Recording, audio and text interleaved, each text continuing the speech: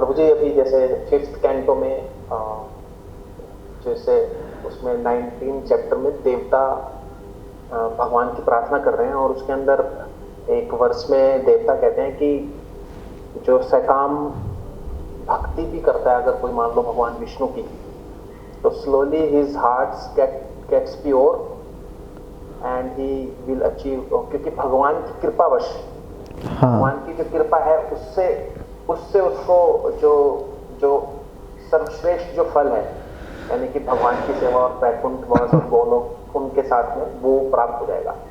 तो इसको हम लोग कैसे रिकंसाइल कर सकते हैं कि देवता कह रहे हैं कि भारतवर्ष में जो व्यक्ति पैदा होता है उसको ये स्पेसिफिकली कि भी क्योंकि वो सकाम कर्म करते हुए भक्ति से जुड़ जाता है, तो वो बेसिकली जम्बूद्वीप की महानता का वर्णन में चैप्टर में ये बात आती है। इसमें श्रीला प्रभुपाद भी ये बात बोल रहे हैं, तो श्रीला प्रभुपाद बोल रहे हैं कि ऐसा नहीं हो सकता।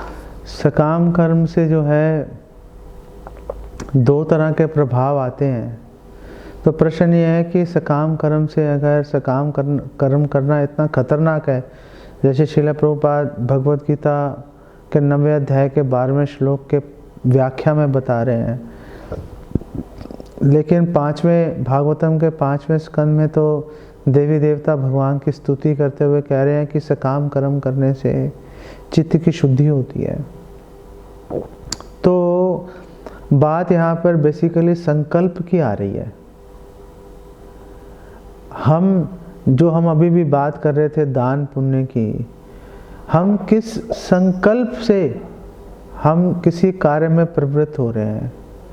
अगर हम सकाम कर्म कर रहे हैं ज्ञान की प्राप्ति के लिए, तो फिर उससे धीरे धीरे हमारे चित्त की शुद्धि होगी और हम कल को भक्ति में जुड़ पाएंगे।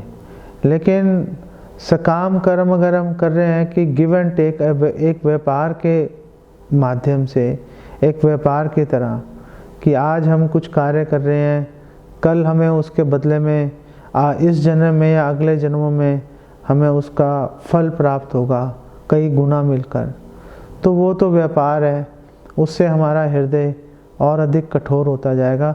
एक व्यापारी जो होता है वो बहुत लालची होता है, वो हमेशा प्रॉफिट के बारे में सोचता रहता है। कोई भी परिस्थिति होगी, एक व्यापारी सोचेगा कि मैं इसमें से प्रॉफिट कैसे कमा पाऊँ। जैसे पीछे मैं एक YouTube पे समाचार देख रहा था, तो वहाँ मैंने देखा पाकिस्तान में एक स्थान है हिल स्टेशन मरी, तो वहाँ पे कई लोग घूमने गए, तो रास्ते में बर्फीला तूफ़ान आ गया, लोग अपनी गाड़ियों में फंस गए, तो अपनी गाड़ियाँ वहीं छोड़ के वो पैदल इधर उधर कहीं पर शेल्टर ढूंढ रहे थे। तो कई घर मिले उनको जो कि उनको अपने यहाँ पे शरण दे सकते थे, लेकिन उन्होंने 40-40, 50-50 हज़ार रुपये एक रात के लिए मांगे उनसे, जो कि वो नहीं दे पाए और ठंड से ठिठुर के उन लोगों की मौत हो गई। तो ये कठोर हृदय का परिचायक है। एक व्यापारी आदमी का हृदय बहुत कठोर होता है, वो सामने वाले व्यक्ति की मजबूरी, उसकी परेशानी को कभी नहीं समझ पाता वो।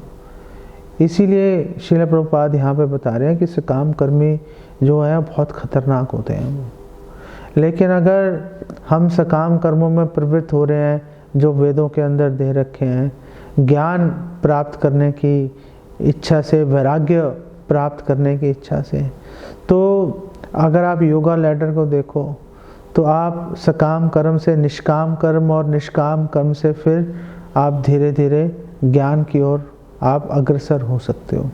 लेकिन उसके लिए आपको उचित मार्गदर्शन, उचित संकल्प की आवश्यकता होगी।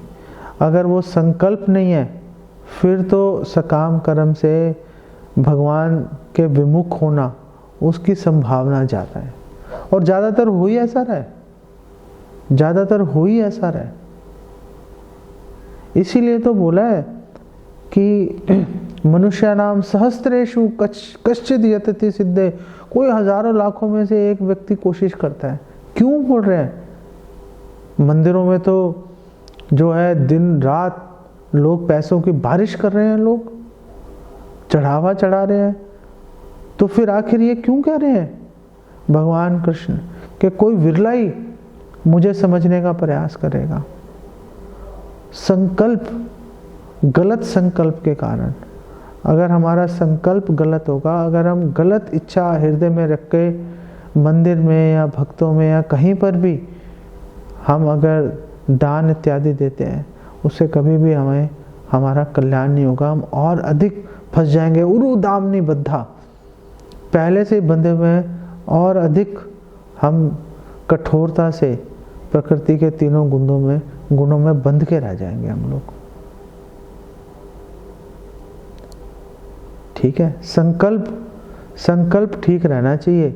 अगर आप सकाम कर्म भी कर रहे हो तो तब बात बनती है। ठीक है, थैंक यू सर।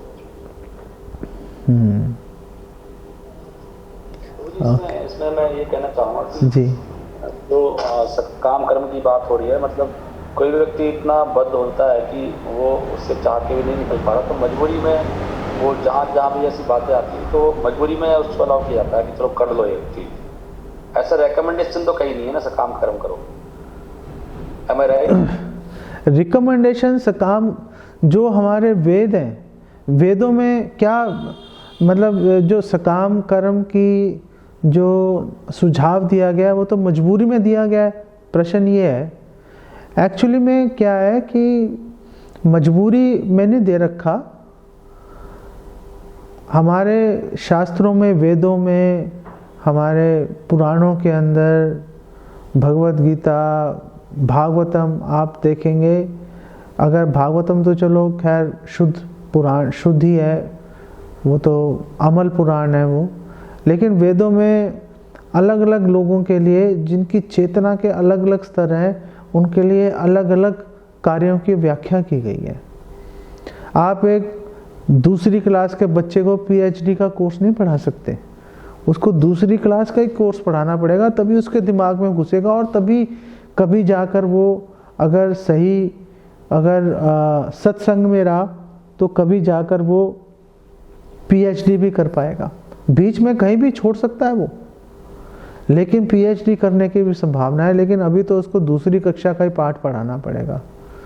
इसी तरह से सकाम कर्म ऐसा नहीं है मजबूरी का सौदा है।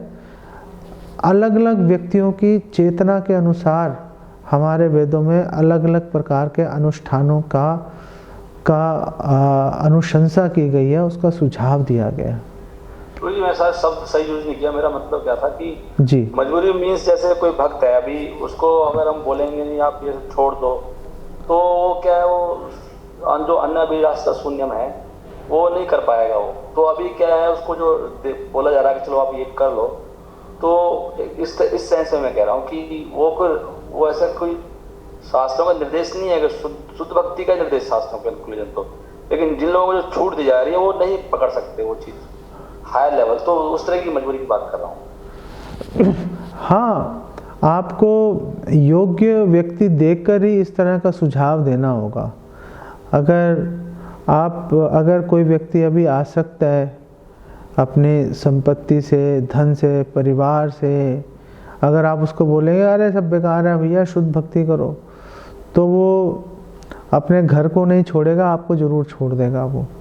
तो उसको समय देना पड़ेगा, धीरे धीरे उसके जो, अगर वो सकाम भावना से भी अगर वो दान इत्यादि दे रहा है तो उसको सहन करते हुए उसको आगे लेके चलना पड़ेगा। ये आपकी बात ठीक है।